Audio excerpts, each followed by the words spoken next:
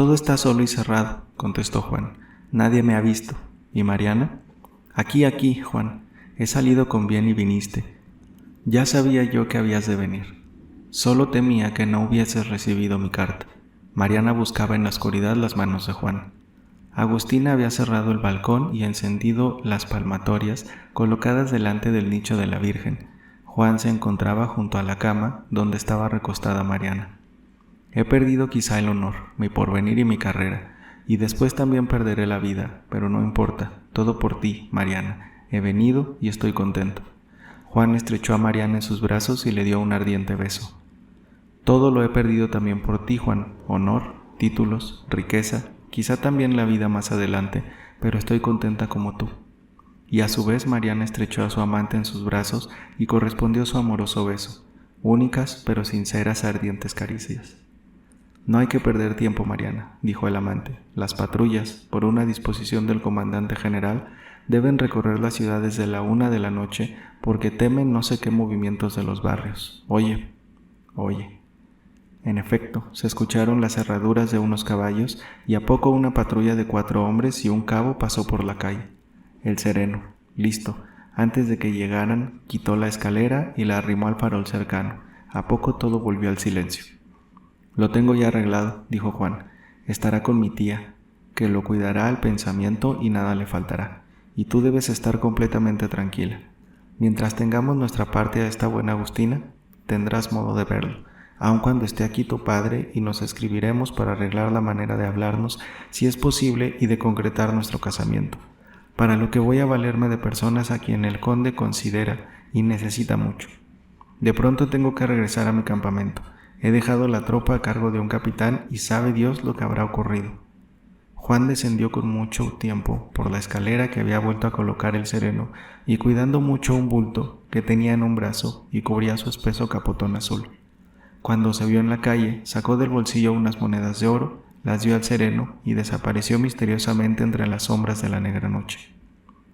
3 días después, Mariana estaba recostada en su lecho en la recámara de su casa de la calle de don Juan Manuel. El conde, de regreso de la hacienda, la encontró con el médico a la cabecera. No era gran cosa, un resfrío que pasaría. La calentura había disminuido y únicamente se necesitaba el reposo y de una dieta moderada para que volviese a la salud. Juan devoró el camino y con el caballo casi moribundo de fatiga llegó al campamento. No encontró más que a los indios queseros de la hacienda de San Nicolás que atravesaban la montaña con sus guacales en las espaldas. Tomó de ellos y en las haciendas cercanas informes y supo que Gonzalitos había entrado y salido de Toluca, que Vaninelli no lo había atacado, sin duda por la falta de combinación, que una brigada permanecía en Lerma y que su tropa, encontrándose sin jefe, se había desbandado, y el capitán regresado a México con los soldados viejos y aquerenciados con su coronel. Perdido, completamente perdido. En donde quiera que me encuentre Vaninelli me fusilará. Sin embargo, hice bien, Mariana se habría matado. Lo volvería a hacer. Y diciendo esto Juan, en vez de regresar a México, tomó a galope el camino de la frontera. Número 10. La viña. De por fuerza tenemos que pasar a otro lugar no muy distante, pero de seguro más raro y extraño que el Chapitel. No era por cierto la viña del Señor, ni el lugar ameno donde las hojas de la verde parra trepan por los árboles y cubren las fachadas y los tejados de las casas de campo, proporcionando sombra y fresco en las calurosas horas del mediodía y llenando el ambiente de gratos olores después de las lluvias del estío. Lo contrario de todo esto, y no se puede ahora creer cómo subsistió tantos años la viña sin causar la muerte de los habitantes de la gran Tenochtitlán. Acabando de andar las 6 calles del reloj, que en tiempos antiguos se llamaban de las Atarazanas, y tomando el otro crucero paralelo, terminando el paseo por las calles de Santa Catarina, Santa Ana y Puente Tezontle, se encuentra uno repentinamente en un país no solo desierto, sino desolado, tristísimo y asqueroso. Allá, a lo lejos, se divisan las torres y cúpulas de Santiago, la fachada ennegrecida de un edificio llamado el Tecpan, donde se asegura que estaban los más ricos mercados en tiempo de los reyes aztecas. A la izquierda, y como si estuviera muy lejana, aparecía la pequeña torre de la iglesia de Los Ángeles, donde hay una imagen de la Virgen pintada en una pared de adobe que se conserva todavía intacta, no obstante la humedad, lo cual la gente del barrio considera un milagro, viniendo por el lado de Santa María. hay hasta cerca de la plazuela de Los Ángeles una acequia llena de lodo, y sobre la poca agua que tiene se producen diversas plantas acuáticas que abrigan infinidad de sapos, mosquitos e insectos. El resto de este vasto terreno es erizado, salitroso y color de ceniza. En la estación de calor soplan frecuentemente unos ventarrones con dirección a la ciudad, a donde llevan nubes de ese polvo, sucio y ardiente, y durante las aguas, en las depresiones del terreno se forman pequeñas lagunas y lodazales profundos, donde se atascan las carretas que vienen del interior cargadas de efectos y tienen que transitar por allí para ahorrarse una gran vuelta, entrando por la garita de Vallejo. Los historiadores y anticuarios afirman que, en los días de la conquista, era lo más poblado, lo más alegre y lo más floreciente, tanto que formaba un reino, o por lo menos una capital separada de México, que no se reunió a él sino al avenimiento de Moctezuma I o II, pero sea de esto lo que fuese, en el curso del tiempo, ya por falta de agua, ya porque impregnado el terreno de salitre era impropio para la cultura, las gentes fueron abandonando sus casas, que el tiempo y las lluvias se encargaron de destruir, y en la época de nuestra narración no existían más que ruinas, pero ruinas sin interés, sin tradición ninguna. Casas sin puertas, otras con los techos caídos, otras rajadas, como si las hubiese partido un hacha, y en las hendeduras de los adobes ennegrecidos, naciendo y colgando hierbas ordinarias y de mal olor, y todos estos restos que el vulgo llamaba paredones, esparcidos aquí y allá en medio de ese suelo fangoso e insalubre. No sabemos ni queremos averiguar si fue un virrey o un presidente o un ayuntamiento el que dispuso que se tirasen en ese lugar las basuras y los desechos más asquerosos de la ciudad, que ya tenía sin duda más de 120,000 habitantes, pero el hecho es que así se ejecutó durante muchos años y que más culpables y dignas de crítica son las autoridades que lo toleraron que las que en su principio lo dispusieron. Desde las 8 o las 11 de la mañana, unos carretones pequeños tirados por una mula recorrían la ciudad, se detenían en el centro de una calle y tocaban una campanilla. Un momento después salían las criadas y vecinas atropellándose por llegar primero a entregar al carretonero un tompeate o un canasto lleno de cuantos despojos y basura habían reunido en los cuartos o viviendas. Así continuaba el carretón su corrida hasta que estaba copado y la mula no podía tirar. Muy despacio se dirigía a la viña, donde vaciaba lo que había juntado. Así se fueron formando pequeñas montañas y una especie de pueblecito con sus calles y veredas, hasta el grado de que a los que no estaban habituados, trabajo les costaba salir de ese inmundo laberinto si no acertaban orientarse por la primera torre de la ciudad que podían descubrir. No hay para qué decir que cuando soplaba un ventarrón, gran parte de la basura volvía a la ciudad. La viña tenía su población especial, que se componía de traperos, pordioseros y de perros, y los suburbios o paredones eran habitados de noche por los matuteros y rateros que no tenían casa ni hogar. Ninguna persona del interior de la ciudad se atrevía a transitar por la viña después de las 7 de la noche.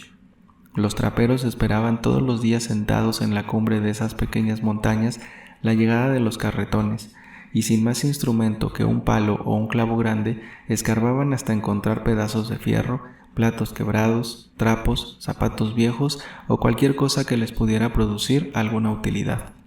No era extraño que encontrasen cucharas de plata y alhajas que se apropiaban, pues ninguna obligación tenían de presentar a la autoridad esos objetos de valor.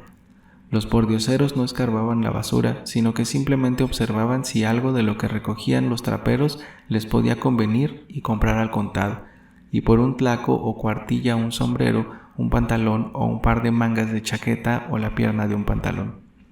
Si nada de esto encontraban, volvían a las puertas de la iglesia o a las esquinas a continuar mortificando a los transeúntes.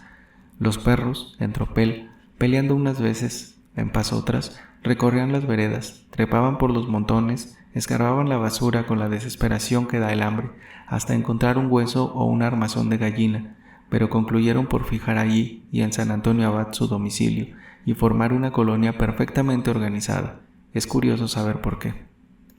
El conde Revilla Gijedo, que fue el gobernante por excelencia de la colonia, que quitó el mulador que había frente al palacio virreinal y que se ocupó hasta de los más insignificantes pormenores relativos a la policía, notó que existían en la ciudad muchos perros vagabundos y dispuso que los zapateros pusiesen diariamente una cubeta llena de agua limpia en las puertas de su taller. Como los zapateros entonces, y aún muchos años después, tenían costumbre de trabajar en la puerta de sus accesorias o en los zaguanes de las casas, fue muy fácil cumplir esta disposición, y los perros, privados de agua por no existir río ni corrientes accesibles cerca de la ciudad, tuvieron modo de aplacar su sed. Desde entonces estableció esta costumbre y hoy mismo la siguen muchas personas. Para formar contraste con ese reglamento, se dictó otro en el curso del tiempo que condenó a una muerte cruel a la raza canina y de la ejecución se encargó a los serenos. Al oscurecer, después de pasar revista delante del portal de la Diputación, recibir su aceite y encender sus farolillos, armados de un grueso palo de encina, se dispersaban por las calles de la ciudad y parecía un enjambre de vistosas luciérnagas.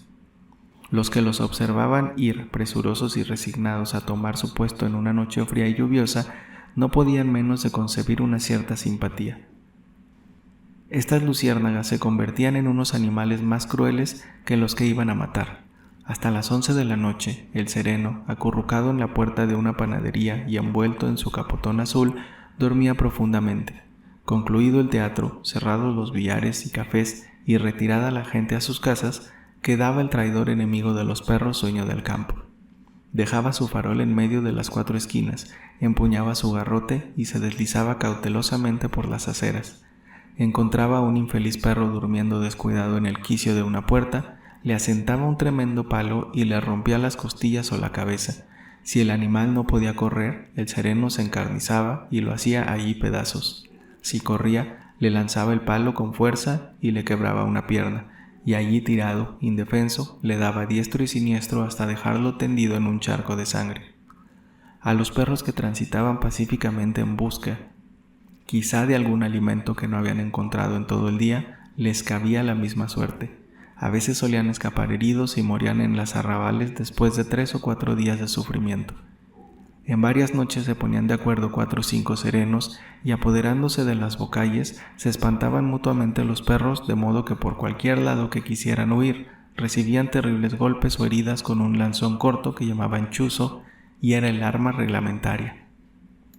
La ciudad toda por partes está turbada en las noches por lejanos laridos de los perros que estaban fuera del alcance de la matanza y por los dolorosos quejidos y aullidos de los que morían o quedaban heridos.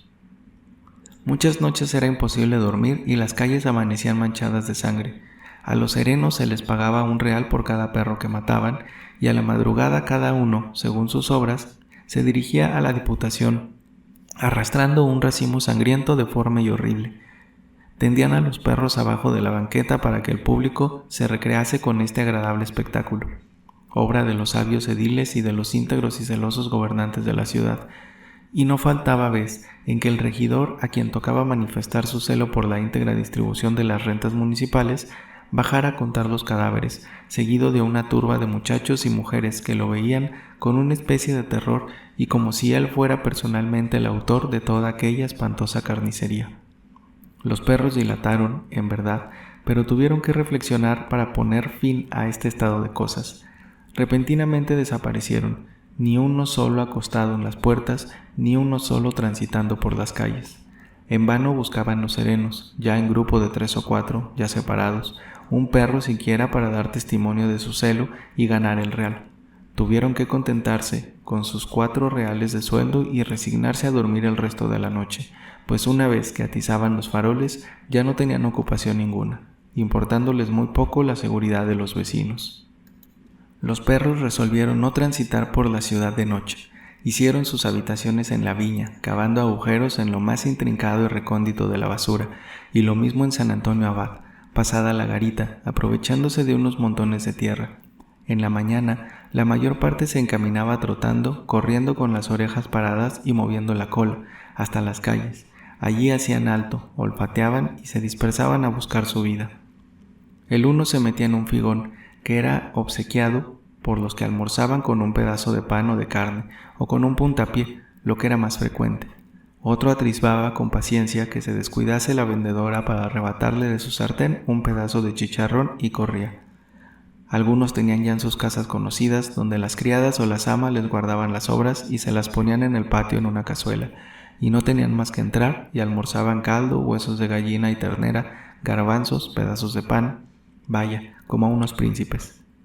Los más desgraciados recogían lo que podían en las calles y recibían tal vez una herida de un desalmado carnicero que de intento los dejaba entrar y le ponía la golosina de la carne. Pero en obsequio de la verdad, otros de estos, en vez de puñaladas, les tiraban los pellejos y los huesos sobrantes. En cuanto al agua, no carecían de ella, y sabían ya las puertas de los zapateros donde estaba la cubeta con el líquido cristalino y fresco. Era quizá el único goce cierto y sin riesgo alguno. Tan luego como oscurecía y observaban la luz de los faroles de los serenos, agachaban las orejas y unos hambrientos, otros repletos, otros heridos o maltratados, salían al trote de las calles de la ciudad y se dirigían a sus madrigueras. En las noches, en vez de los lastimeros quejidos de otros tiempos, se escuchaban lejanos ladridos amenazadores, y era que algún ladronzuelo descarriado ganaba con precaución un abrigo en los paredones. La viña tenía fisonomía especial. Por la mañana, de las 8 a las 11, presentaba un aspecto alegre, si alegría podía haber entre las inmundicias y residuos humanos, pero el sol brillante reflejaba sobre los tiestos de botellas y vasos rotos.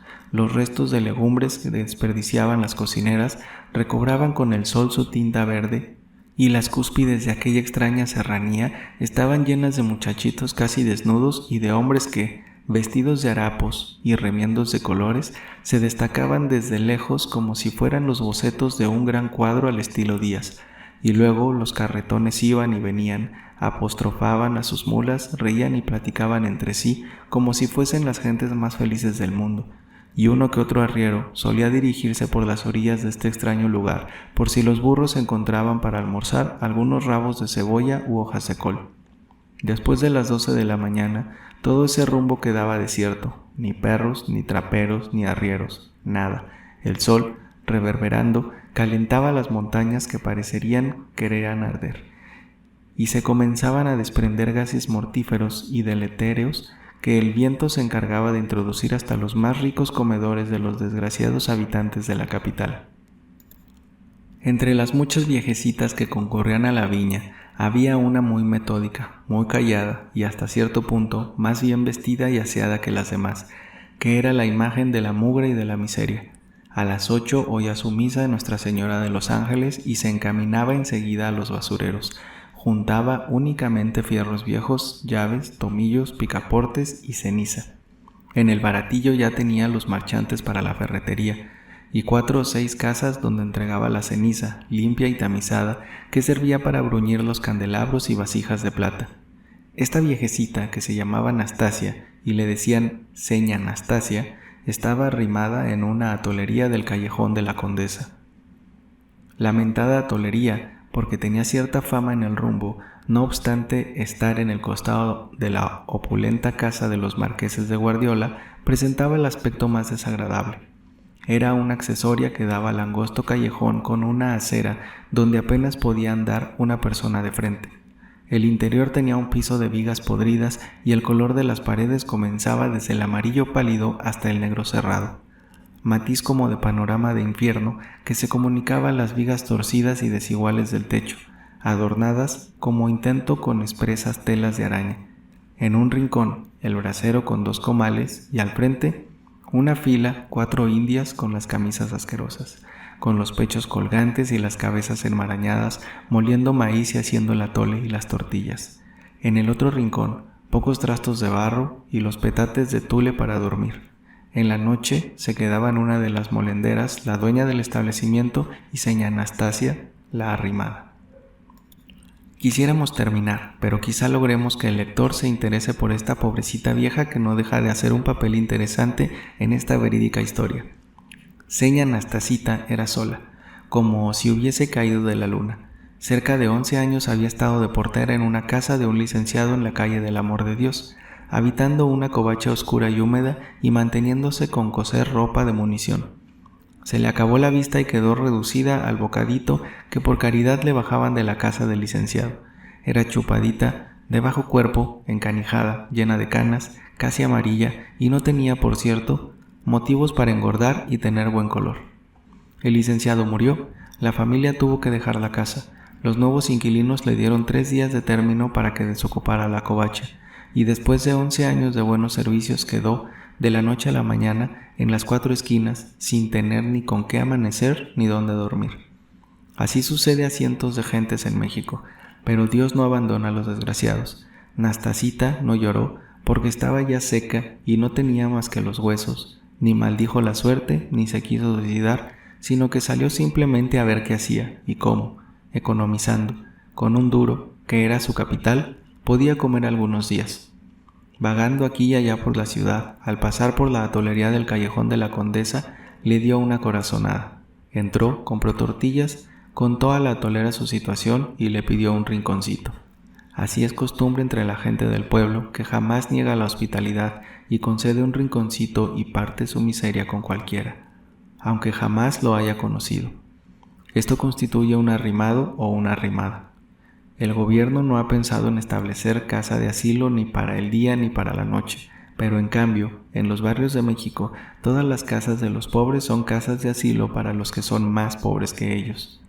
La atolera, con la mayor naturalidad del mundo, le enseñó un rincón limítrofe con las molenderas y solo le exigió que trajese su petate. En la noche, seña Nastasita, abandonaba para siempre el agujero negro e infecto donde había vegetado como un hongo durante 11 años y se instalaba en su nueva habitación. Ya se puede echar de ver que las herbolarias, a quienes creímos en lo más profundo de la escala social, vivían como unas reinas comparándolas con nuestra nueva conocida. México es así, y ya iremos entrando y recorriendo círculos tan numerosos como los del Dante y que forman un infierno más terrible que el que le reservó el poeta florentino a la enamorada Francesca. Pedir limosna le fue imposible a la viejecita, pero como el peso duro iba mermando cada día a pesar de que solo se mantenía con atole y tortillas, otra corazonada. Al regresar de la iglesia de Los Ángeles, la condujo a la famosa viña, logrando establecer el modo de mantenerse de la manera que ya se ha dicho. Así iban y venían semanas y meses y Nastasita caminaba penosamente rumbo al sepulcro, pero contenta, bendiciendo e implorando siempre a las vírgenes de Los Ángeles, de los Remedios y de Guadalupe, en fin, a las vírgenes de todas las advocaciones. Un día 11 de diciembre, tratando de hacer en el muladar un agujero con un palo, tropezó con algo resistente y sonoro que a poco brilló con la luz del sol. Era una cuchara y tenedor de plata, probablemente del célebre doctor Codorniu, que perdía cada semana piezas de su vasija. Al día siguiente, 12, creyó que era una obligación el ir a dar las gracias a la Virgen de Guadalupe y caminó entre la turba por la calzada de piedra, si no descalza, a punto menos, pues su calzado viejo, pero de finísima seda negra, lo había encontrado en la viña pocos días antes. Rezó, bebió agua del pocito y regresó muy contenta con su ramo de álamo blanco. Al día siguiente, a la hora de costumbre y entusiasmada con el hallazgo de la plata, estaba ya trabajando en el declive de uno de los montones de basura cuando llamó su atención no tanto el ladrido de los perros, que se peleaban de una manera furiosa, sino el llanto y gritos lastimeros de una criatura. Se acercó con precaución, armada de su palo, y descubrió un niño con algunas manchas de sangre en la ropilla, que daba desgarradores y lastimeros gemidos.